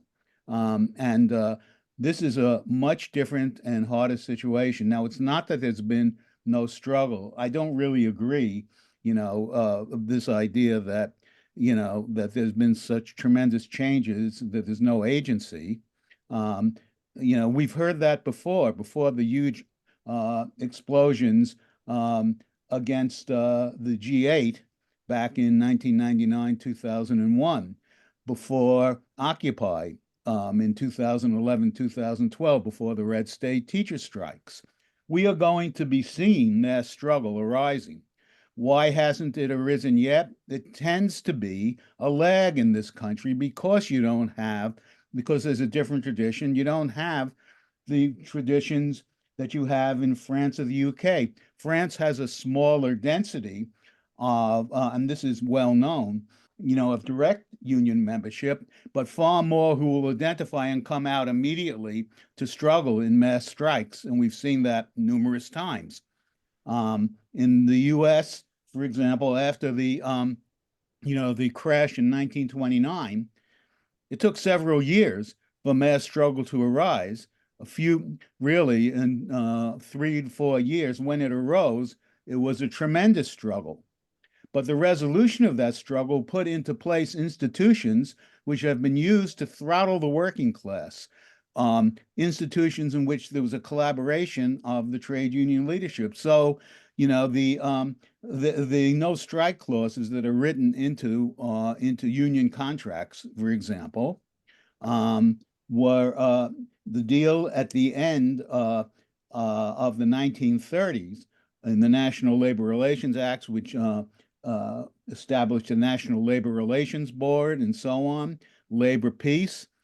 The trade union bureaucracy has helped enforce that, very strongly in this country, and has grown into an integration with the state, was to a large degree collaborating indirectly in U.S. imperialism, through established bodies in the AFL-CIO and elsewhere. And now, but now this is turned on itself. The National Labor Relations Board, which approves union contracts, has itself now, been throttled by Trump, disarmed completely. Disarmed's not exactly the right word. Trump fired a couple of members of the board and is not replacing them. So the board cannot have a quorum. So therefore, union elections like an Amazon, Whole Foods Amazon, Jeff Bezos companies, there was a election at a large Whole Foods installation where the union won. It's not sanctioned by the NLRB because the NLRB can't meet because it doesn't have a quorum, the National Labor Relations Board. So Whole Foods, Amazon says, we don't recognize the union. We say that the union harassed members and intimidated workers into voting. So now this is not just an example for this one location. This is nationally. There's been an organizing drive in Amazon and in Whole Foods. They're organizing drives in Starbucks coffee, that are, have taken off. But these union elections now will not be recognized. But that's the way in which people have proceeded. It takes a little bit of time, I think, for new forms of struggle to emerge, for people to say, that's blocked, and we now have to organize. But Trump and Musk are pushing people together because they're attacking everybody, so broadly that we are seeing people pushed together, just as nations are being pushed together by Trump's actions, by this demand for tribute. So we are seeing, far from the BRICS being eliminated, the BRICS are growing. Indonesia, which has 280 million people, has joined. There are 22 nations in the BRICS. I think countries will look to China as an alternative bloc, will be formed out of desperation if these, if the Trump and Musk and company continue to proceed down the road in which they're going. Okay, so that's one. So the questions that Vance asked are pertinent questions, but they've been discussed for a century or more. And I'm not going to come up with a definitive answer other than to say that the U.S. working class operates somewhat differently and has been stymied increasingly by the increasing integration of the trade union bureaucracy with the state, even more so here, I believe, than elsewhere. And I can cite struggles, that I was involved in education, and the role that the union leadership played in battering us down. I'll give you one quick example. I was on the union negotiating team, the bargaining team for the Oakland Education Association. In 2010, we had a hearing with the Public Employee Relations Board, which was the state of California body that regulated public employment contracts and so on. And so this was a hearing, a fact-finding hearing, in which it looked like there were three sides. There was the union, and there was the employer, and then there was the state, PERB. Only the employer was also the state because it was the government city. But not only that, but as a comrade said to me as we walked into the hearing, it looks like there are three sides here, but there's only one side. And in fact, I was pulled into a side room by one of the most prominent staffers of the California State Union just before I tried to walk into the negotiating room, who interrogated me, telling me that he wasn't going to let me into the room, quote unquote, unless he was satisfied that I would behave in there. What do you plan to say? I said, well, I'm just going to talk about how much my students need a good contract and how important this is, and I'm going to be good. And he let me in, and then I did what I was going to do anyway. And what that was to attempt to overturn the apple cart and this cozy arrangement. I'm not going to go further into it, but that's do this writ large in terms of how the union bureaucracy has acted collaboratively to restrain in a naked way. There's no Labor Party tradition here, and I think that's important. Okay, I'm not going to say more on that. Well, there's a lot more that can be said. What kind of regime is this? He was raised by Roger, and I think Charles alluded to this too. Is it fascist? Well, there's no mass fascist party yet. It certainly is, a coup in process. We want to impose, authoritarian rule. I don't rule out, it could be directly fascist. I'm not sure the term matters, that much. What I do want to point out is that this is different from Marine Le Pen and Giorgia Meloni and Viktor Orban and even Matteo Salvini to the right of Meloni in Italy. They are for social benefits, a social safety net and welfare benefits for us, quote unquote, for the natives, and virulently anti-immigrant. But Trump and Bannon and company and Musk are virulently anti-immigrant and for shredding the social safety net. They are not, so there's a difference there. This is not quite what you see in European populism, at least not, France and Italy and Hungary. This is, this is something more naked, I think, and I think it's important to keep that distinction in mind. Whether or not we call this fascism, this is very very brutal and doing it on somewhat different terms.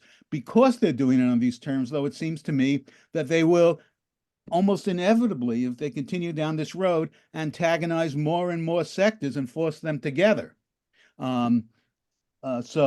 Because they are shredding what people need and want. Thus far, unfortunately, a reaction seems to be, according to polls, that there are a majority, not a strong majority, but a majority of those polls say, that give Trump a chance. We need change. We need change, and he's bringing change.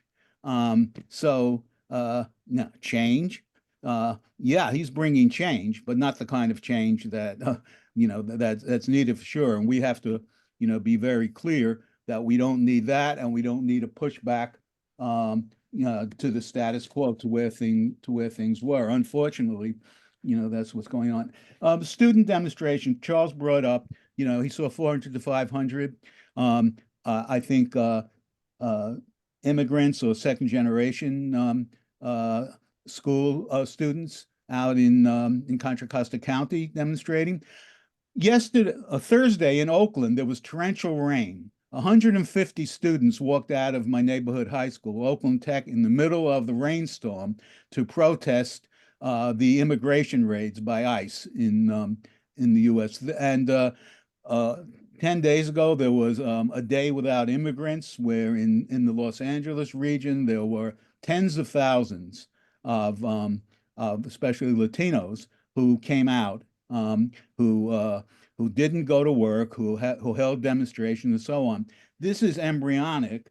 There are things that are developing. If you go look at the Action Network, there is Wednesday is the groups are calling a National Day of Action to save our services Day of Action. No cuts, and their slogans are no cuts to vital services, no mass layoffs, respect union contracts, and the funding freeze.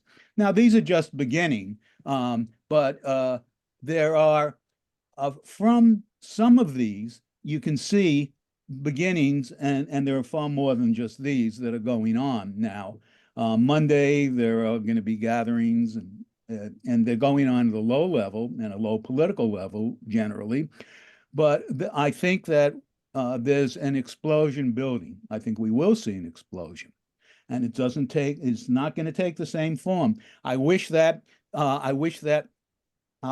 we did have union leaders who could just be pushed immediately into calling for general strikes, into at least mass strikes, and building for them.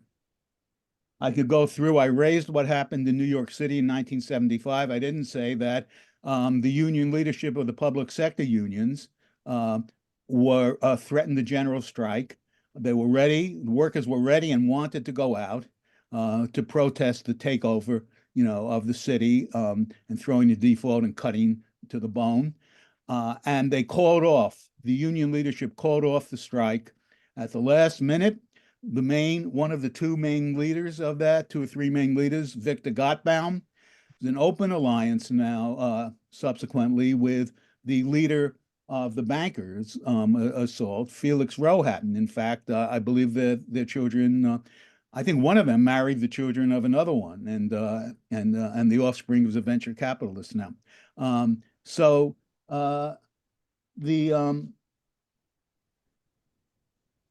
I think there were one or two other questions that I was gonna respond to.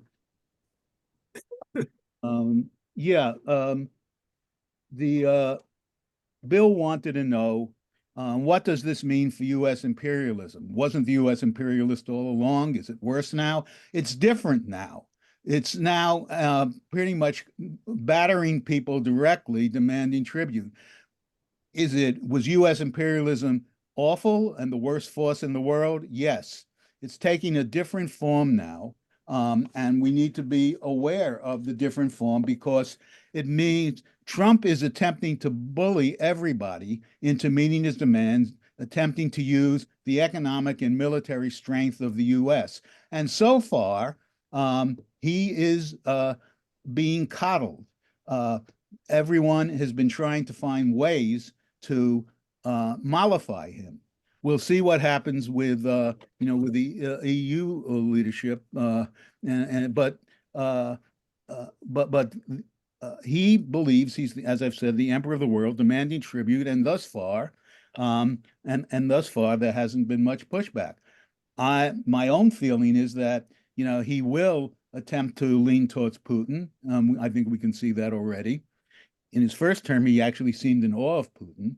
And I think that we can look to the old alliances being shredded. I'm not sure what he plans to do about NATO, other than certainly if the U.S. stays in it to demand already and get much more financially from the other members. But it's a different ball game, and I'm not sure that yet the masses in the U.S. are prepared for just how different it is. I don't think that the tribute exacted from around the world is going to be able to stop the effects that this is having on the economic well-being of people. I think we can continue to decline here, and I do think that it's important to realize that they have been boiling the frog for some time with austerity and privatization and cutting back on education, closing schools, throwing communities into debt and even default, as Detroit was forced to default. So forcing these kind of austerity cuts so that they become somewhat normal and create a situation where people say, this is the fault of government, we need some big change. And here's the big change coming in. Get a tough guy, is how Trump presents himself, and a techno wizard who's clearly, a awesome human being. He's been called by Republicans in Congress the greatest applied engineer since Thomas Alva Edison. That's Musk. He's hardly that. But people are, at this point, still somewhat shell-shocked and overwhelmed by the conscious plan of Trump all along, Trump and Bannon and Musk, to flood the zone, overwhelm, intimidate, and frighten people. That fright and that fear does not last forever. People are starting to already come together. I believe that there will be mass explosions as we've seen in the past. But what happens with those mass explosions? Because they will on their own recede. And that's where the need for political organization, parties, program, and so on enters. I'm going to stop there. But I think that, we are living in interesting times. Things look frightening and so on.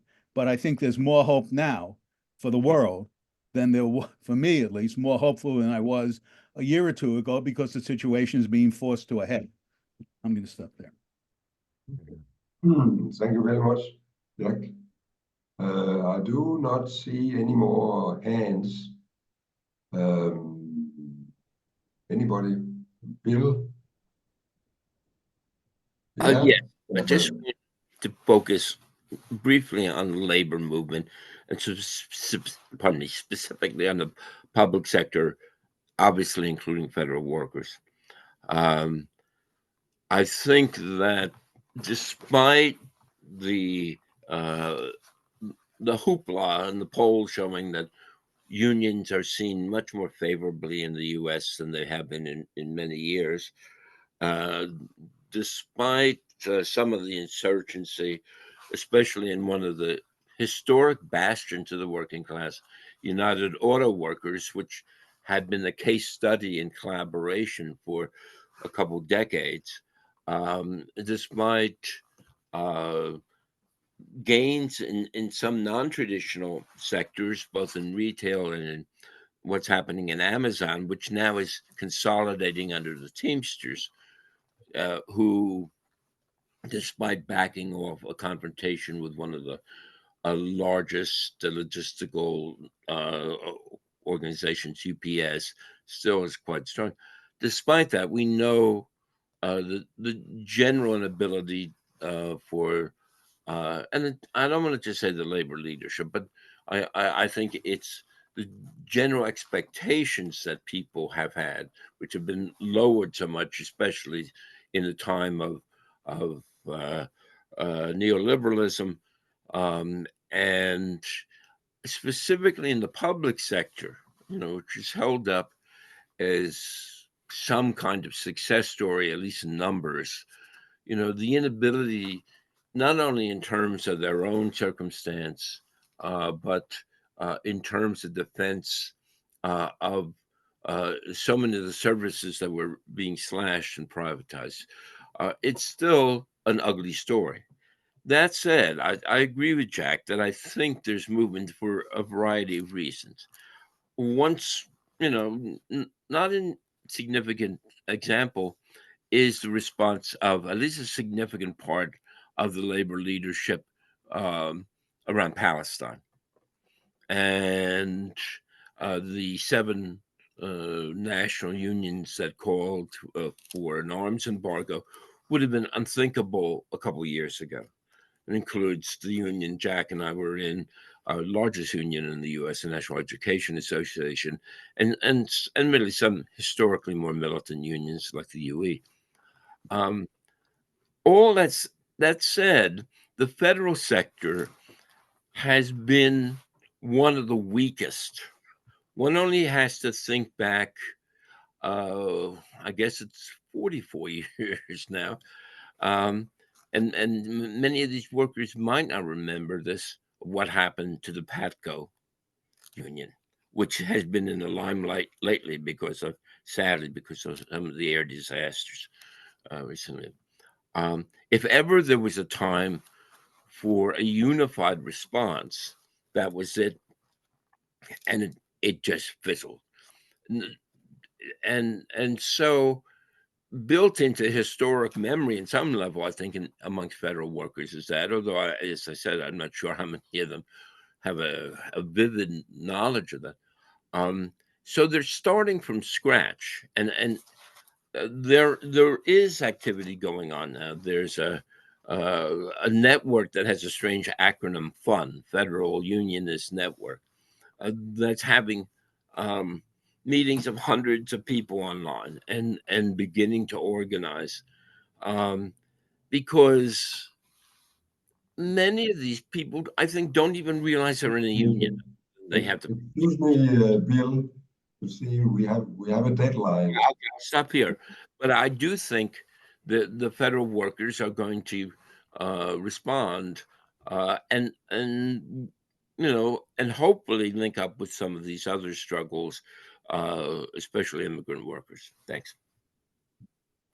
And Finn, a short comment. Comrades, I want to just make a brief comment about fascism. Comrades are right to focus on the dangers that fascism poses in America, but we shouldn't look for formulas. There's many aspects to fascism, and it emerged in different contexts in Germany, Italy, and other countries where it emerged. Quite a few factors contributed in Germany to the rise of fascism. Some of them Roger mentioned. Also, there was the failure of the Communist Party to unite with the Socialist Party against Hitler. In fact, the Communist Party supported a referendum that the fascists were involved with against the Socialist Democratic government in Borussia. So there's a number of factors involved. And also this question of the party. The fascist party was a key question in Germany, where the Nazi party became embedded in all the organs of the state. But there's a different process in Italy. At the beginning, Mussolini attempted to build a fascist party, but in the end, the fascist party wasn't a key component in the development of fascism in Italy. The reference to America is significant. There is no obstacle in America that stops the workers from taking action and bringing down the German government. You couldn't do that in fascist Germany. The trade union leaders and the social leaders were either killed, interned, imprisoned, their headquarters burnt down, fascist gangs roaming the streets. None of that, to any significant extent, exists in America. There is no obstacle in the way of the unions calling action. There is no legal obstacle. The leaders are not imprisoned, nor will they be imprisoned in the short term, let alone being shot or rounded up, or their headquarters burnt down, or people attacked on the streets. These factors do not exist now in America. So the unions are free to take the action that's required now in America. And insofar as comrades have influence, and we all try to use our influence in various ways, we must push the trade union movement in America to call a general strike against the anti-worker measures being introduced and being threatened in addition to the ones already there by Trump. So fascism, yeah, we need to be constantly aware of it and the dangers of it, and it's more imminent than it was. That's true. But the factors that prevented worker action in Germany in the 30s do not currently exist in America. We need to be aware of that when we're discussing fascism and its dangers and its threats. Thank you very much, Finn. Well, I have a problem now because it's 7 o'clock, at least in Denmark, 6 o'clock in the UK. And Charles, you have raised your hand. Do you have a very short comment? I can just make it real short and let Jack finish up. Yeah, we don't have a mass fascist party to smash the workers in the streets, but we have had mass fascist outbreaks attacking activists in the streets, and we've fought them. But that's really not what stops us. The question I think Bill raised it is many workers don't see the unions as their own. They see the unions as outside themselves, and that was much of my experience in the scientists union when I was at Department of Public Health. Is if you talk about union action, they said, well, what are they going to do? So this is a very low basic level of trade unionism, of the separation of the union from the self, from the participant. And a lot of the work that we had to do was very basic understanding of our unions being our unions. But the reality is you went in to fight for action, and the union leadership is so totally tied to the Democratic Party that its job was to disassemble any type of movement of the workers to take action themselves. That's my experience, and and I think that's broad based. It's not everywhere. There are many places where workers do see the unions as representing them, and then they jump aboard and say, well, the unions represent us, and the leadership drives us to the Democratic Party. And so when we do show up, we show up to pass out flyers for the Democratic Party and make phone calls for the Democratic Party while they disassemble us. So the fight is very basic, and I agree Trotsky's statement that Jack raised. No one ever lost money betting against the backwardness of the American working class, and we've I think in terms of really short to close it out. Yeah, to close it out. Yeah, it's a long-term tactic on the part of the U.S. ruling class to drive us to that situation, and it goes all the way back to the Palmer raids and then the McCarthy era and the integration of the unions into the state, and we're bearing witness to that, and the new generation has to learn from a history that's been stolen from it. Thank you very much. And well, I think that the discussion could go on, but for the time being, well, we do not have more time. So I think there's one point that should be made that hasn't been. Okay. Can I do it? And I can do it in 90 seconds, I think. Finn says that there are no obstacles in the U.S. like there are elsewhere in Germany, for example. So there's a big obstacle in the U.S., which is people should know what the state did at the to the Black Power movement and the anti-war, the left wing of the anti-war movement, the anti-imperialist movement in 1969, post 1969 in the 1970s, through infiltration of those movements and the state coming in and smashing and executing, in many cases, the leadership of the Black Panther Party, murdering Fred Hampton and many others, and incarceration, intimidation, infiltration. Trump has fired 8 leading executives in the FBI, directors, and putting in his own people. He's fired generals and admirals and put in his own people. He's doing that in order to make sure that, as much as possible, that he can intervene with the military, with the state police, and so on, and does intend, I believe, to use them to the degree he can. Will he be able to? Will there be mutinies on the part of soldiers, for example, if they're sent in? When he tried to do that a couple of years ago, there was opposition from the rank and file enough that Mark Milley, the head of the chiefs of staff, rebelled against him, said, no, we can't do this. Milley's been fired, however, and he's putting people in who will not say no to him. So he will try, I believe, when the movement arises, and you have, mass protests, they will try to crack down very heavily. That's an American tradition that they will use. It's not that there are no obstacles. They are raising that kind of obstacle. So yes, there are political obstacles that aren't there and forces that aren't there, but we have very strong state history of the state coming in and stepping in, and there will be private goon squads as well. The battles in the 1930s should be remembered, because they were very bloody, and they will use the National Guard if they can.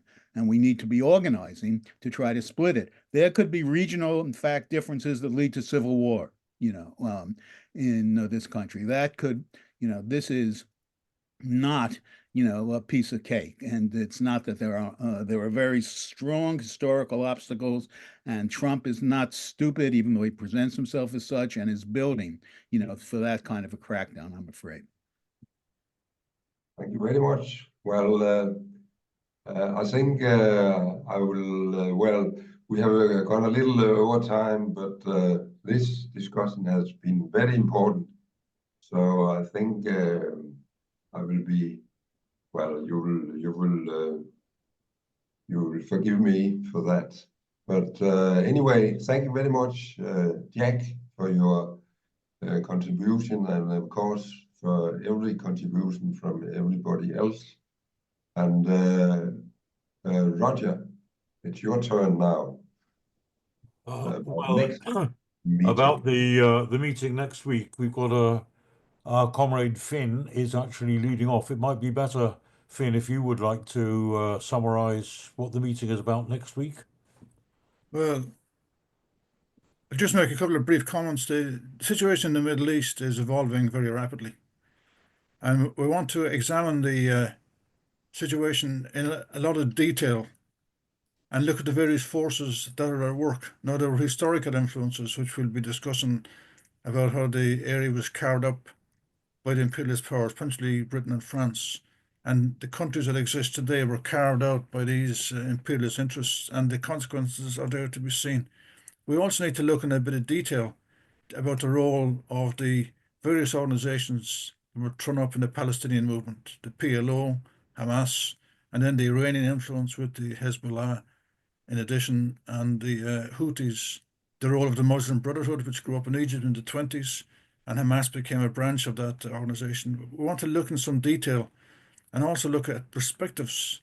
Hamas, which began as a part of the Muslim Brotherhood, evolved and developed, and they had a charter which was based on opposition to Jews as such and to the elimination of the Israeli state. They've dropped that. Well, they haven't dropped it. They've brought in a new charter in 2017, which to some extent superseded that. So we need to look at that thing. Comers will have seen in the media Hamas people walking around with their guns held high, and the rest of it in the exchange of hostages, which is a show of force. I don't agree with what Matthew said a while ago about the IDF being defeated. Hamas are putting up a show that they're still there, and they're still. I spoke to a group in Dublin recently on a demonstration. They still call themselves resistance, but it must be the only resistance movement in history where the country that they're resisting on behalf of is on the verge of elimination, which is the Gaza Strip. So we need to look in some detail, first of all, at the horrors that are being carried out by the Israeli government, the genocide, undoubtedly, which is carried out by the Israeli government, and also to examine in some detail what perspectives, what approach sources should take in opposing that and ensuring the resolution of the national question, the cultural, ethical, and other questions that emerge in the Middle East, none of which can be solved by the imperial powers, let alone by Iran or Saudi or anything like that. So the discussion will look in detail at questions of that nature, and hopefully through exchange of ideas, develop a perspective and an analysis of where the movement is going, what kind of demands should be raised, and what kind of analysis should be presented about the Palestinian, possibly Palestinian statehood and Palestinian independence. and the defeat of the plans that have been put across by the Israeli government for annexation, for ethnic cleansing, and for the takeover of the entire region. So these are the kind of issues that we'll be looking at the meeting next week. Thank you very much. Then I only have to say that we are closing the meeting, and see you all next Sunday, where we will discuss Middle East or Gaza. Thank you very much. Thank you. Thank you very Hello. much. Bye, Bye. comrades. Bye. Bye-bye.